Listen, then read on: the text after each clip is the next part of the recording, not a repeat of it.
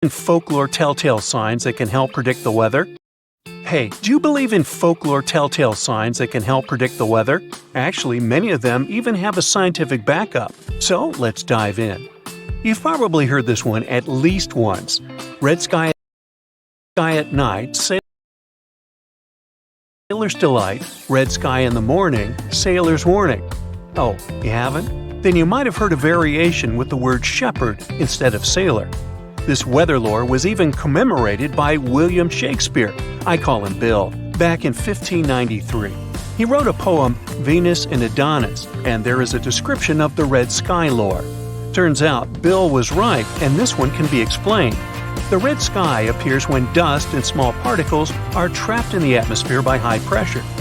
When sunlight passes through the Earth's atmosphere, it splits into different colors of the spectrum and creates colorful skies.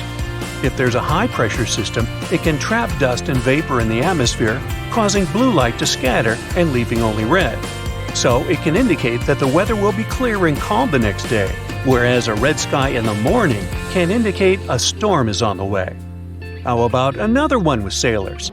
Rainbow in the morning gives you fair warning. Rainbow at night is a sailor's delight. Now this suggests that if you see a rainbow in the morning, it means that rain is on the way. However, if you see a rainbow at night, it means that the weather will be calm and clear the following day. And the pot of gold at the end of the rainbow is still a myth. Next one. They say no weather is ill if the wind be still. This one's pretty logical too. Calm weather conditions show us that the pressure is high in this area. Highs are regions of descending air, and they prevent bad weather phenomena, such as clouds and precipitation, from forming. But there's more to that. Actually, calm conditions may be a true sign that bad weather's on the way. We often call it the calm before the storm. Have you ever seen this halo around the sun or moon? Well, it's another telltale weather sign. Next time you spot such a halo, make sure to grab an umbrella before you leave the house. This phenomenon occurs because of refraction. The sun and moon provide light, although in different ways, and this light gets refracted by ice crystals at high altitudes. When you see a halo, it means that the moisture up there is going down. Also, these halos may evolve into another beautiful phenomenon, milk sky. The milk sky is still clear, but the typical blue shade is sort of washed away and appears a bit faded or milky. Today, we can just check the weather forecast on our iPhones. But centuries ago, people needed to have some alternatives to be able to predict the weather. The very first weather forecasts appeared around 650 BCE. Back then, the Babylonians would predict weather using cloud patterns. Ooh, that's a fluffy one. Uh-oh, there's a dark one. We should go inside. People had to wait for quite a lot of centuries for mass weather forecasting. The first prototype of what we have today appeared in 1835, and it was thanks to the invention of the electric telegraph. By the way, back in the olden days, animals contributed a lot to weather forecasting. Some traditions are preserved up to today. For instance, Groundhog Day. Long story short, if the groundhog gets out of its den on the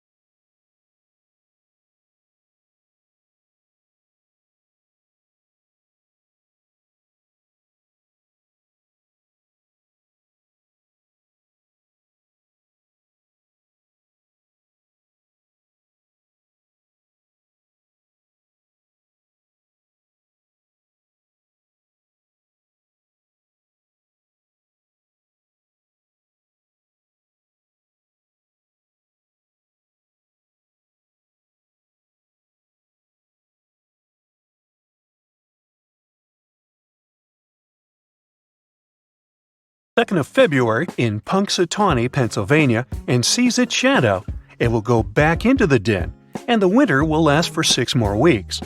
On the contrary, if the groundhog does not see its shadow and doesn't get scared, spring will arrive soon this year. There's no actual scientific backup to this